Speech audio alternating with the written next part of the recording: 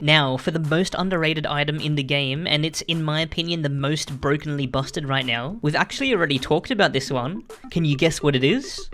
It's the Amulet of Restoration. For this item, you need to get the Amulet of Dispersion from the Haunted Cemetery, which is quite a common drop, and then you need to upgrade it with the Vial of Soul Extract, which is not quite a common drop, from the Spectral Penitentiary, but it is damn worth it. First, the stats, which you just can't cry about. It gives 60 HP, 60 MP, and free of all the other 6 stats. So as far as total value gets, it's pretty damn good, but the effects are way better.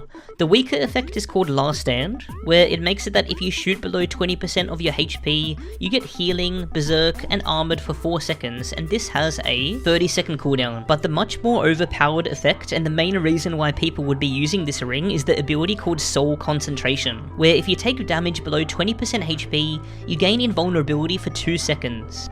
And heal 120 HP with a 30-minute cooldown. Now at first thought, you probably think this isn't too crazy. A 30-minute cooldown? Are you out of your mind? And only a 2-second invincibility? You must be trolling. There's a lot of things that you will overlook at first glance. The crazy thing is that this invincibility can actually make you unkillable in the game.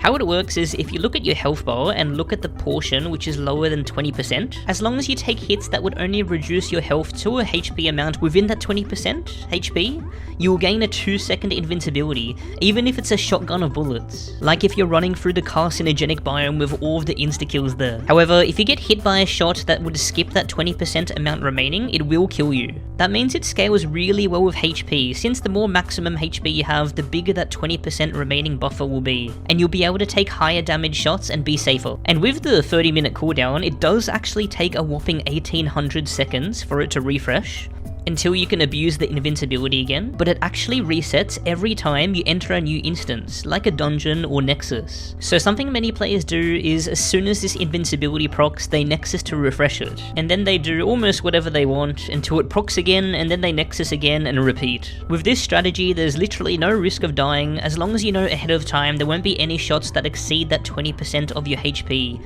where the invincibility will always proc. Now, even though I believe this is the best item in the game for the average player, I'll never use it because it's chicken mode, and I'd rather equip more damage. And I hate nexusing. If you've watched me for any amount of time, you know this too well. But for everyone that isn't crazy, this ring is great for learning new dungeons.